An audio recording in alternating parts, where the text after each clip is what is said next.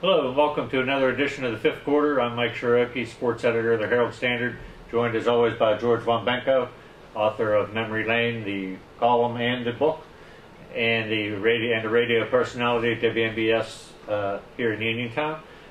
Today's topic, George, is this upcoming Sunday's Steelers game against the Jacksonville Jaguars. The woeful Jacksonville Jaguars. Coming in 1-4, Steelers at 3-2.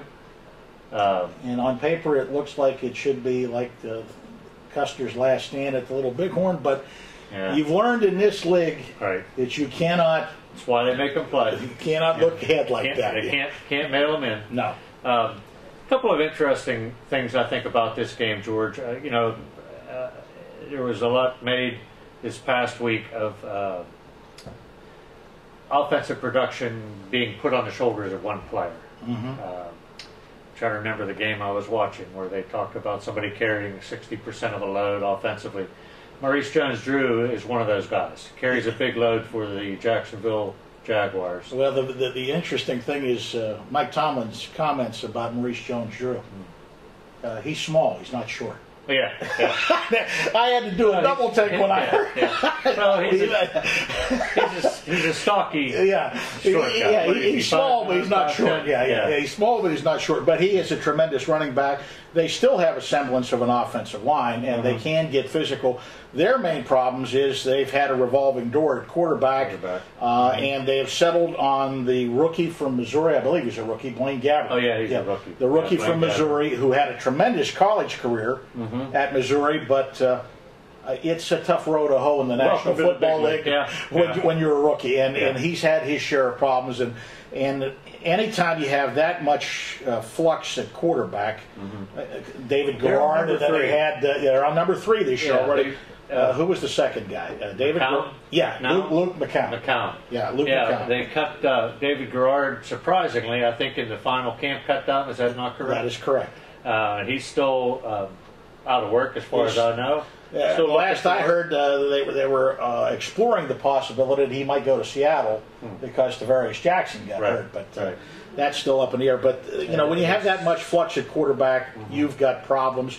The defense is still fairly decent. I mean, they beat the Houston Texans for their only win this year. That was 16-13 in the opening week of the season. But what's really interesting, I was at the locker room today talking with the Steelers before practice, and they, to a man, are not looking past Jacksonville. A lot of it has to do with the history of this rivalry. They have not played well against Jacksonville. And that 2007 playoff loss still sticks in their craw. Yes. And that's, I heard Vito Celino, a good friend of yours and mine, used to cover the Steelers for the Post-Gazette way back in the day, in the 70s, through the 70s. He said that game, beating the Steelers in the playoffs in 2007, afforded Jack Del Rio, gave him his contract extension, and the Jaguars ownership has been reluctant to get rid of him because of their big commitment in the last contract. Jack Del Rio certainly is under fire. Oh, there's no question. And, as it worsens this year, the fire becomes more intense. But the Steelers all brought that up. And then, of course, there was the other interesting sidelight that occurred.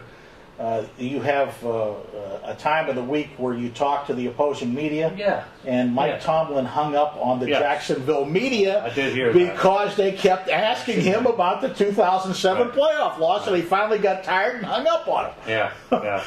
So, it certainly is something that's going to stick in the minds of the Jacksonville people. And the Steelers say there's only one way to get that memory out of your memory bank, and it's to go out and do what you set out to do on Sunday. It was amazing because that was a few years back, and Max Starks mentioned it to me today when I talked to him. James Farrier mentioned it. I got something mentioned to me by a couple of other guys. Chris Hoke mentioned it.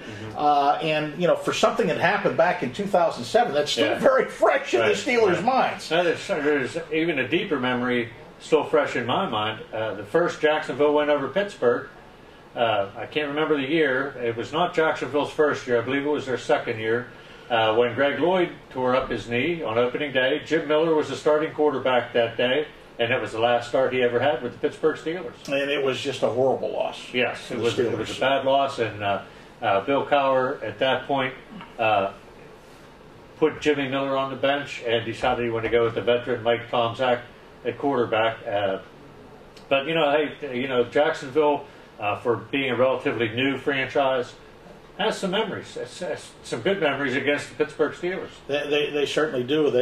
I was surprised. Starks said that, to his recollection, he was trying to remember. He thinks he's only beaten them once. That's, Yeah. So I don't know whether that was once down there or but he said it's not a pleasant memory. No. He said Jacksonville has given us fits. It used to be they'd play each other twice a year in the old AFC. What was that called? AFC North. The AFC North. Yeah. Yeah, when there were 6 teams in it. Now they're not in the same division. They don't play each other even once every year. It's just the way the schedule is drawn up. They don't see each other very often. But looking at it from the Steelers' perspective, I think coming off of last week's win over Tennessee, this team is just about to the mode where they got to start piling wins on top of wins. Well, that's what Max Starks said in my conversation with him today. He said it was good to get the win. We needed to get back on track. There's still an awful lot of work to do, and he says what everybody's referring to by the work is we need to get some consistency going. We need to get on a little bit of a roll and not have it be so disjointed from one week to the next. We need to get into a rhythm. They seem health-wise to be coming back a little bit. Aaron Smith will not play. Right. I saw him today. James Harrison will not. Mendenhall looked like he's okay. But there were some cryptic remarks by Mike Tomlin about him. Yes. Yeah. So I don't know whether he's trying to light a fire under it, which he's done in the past. I think the part of it is trying to light a fire under the guy. The other part of it too is playing the hot hand. You got to go with what got you there. There was nothing wrong with the running game last week. So why change? Although some of the media said 15 carries, 49 yards isn't really. But I liked what he did. It was a punishing running game. Yes. The running game, north and south. The thing that made it look so good was the 76-yard run. That padded the stats a little bit. Made the stats look good. Yeah, I agree with you on that. Right. But the running backs did so much more. Blitz pickup. Redmond was tremendous in blitz pickup, which is something that has plagued Mendenhall. Right. He's missed a couple of guys. And Ben can tell you about him. Ben probably knows them off by heart. Knows them off by heart. Mendenhall made a very interesting statement to the assembled media today when asked about his situation. He said, "This is the way it is." He says, "I run the way I do, and when I'm successful, nobody says a thing. When I'm not successful, then all the criticism comes, but I'm not going to change the way I run." No, and you know what? The same statement could be said for any position player anywhere on a football field. It's about producing, and the more you dance behind the line, the more non-productive games you have, you're going to hear the criticism. I don't care what style you have, whether you dance, whether you don't dance, whether you run north and south, whether you fumble, whether you don't. It's about production.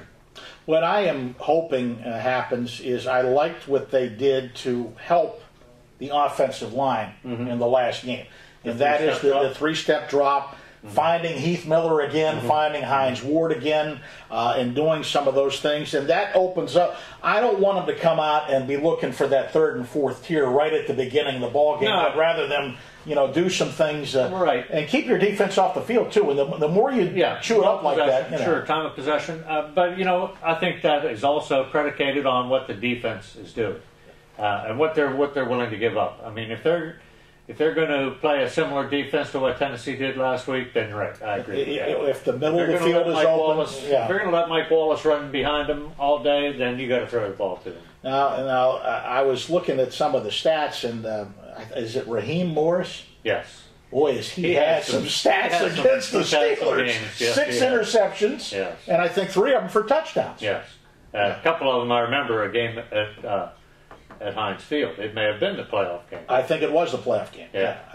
And that jumped out like a sore thumb when we were looking at some of the notes about Jacksonville. But I mean, this is a game that the Steelers should win.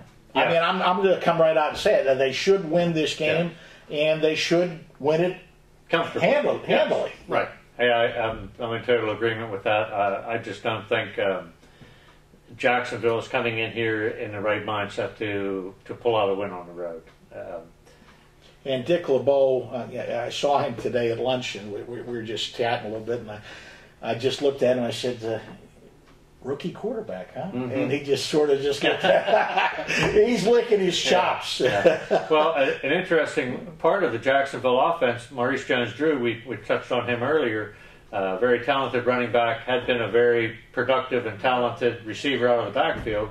Now this year, whether it's the rotation at quarterback or what, he's not much a part of their passing game this year so far.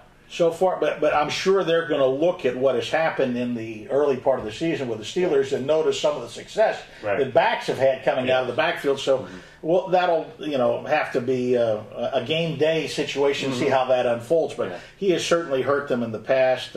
But I just think not that it was that much of a change in attitude, but almost every one of them says, look, you can't worry about Jacksonville. We know what they are. Yes. We just got to take care of what the Steelers do.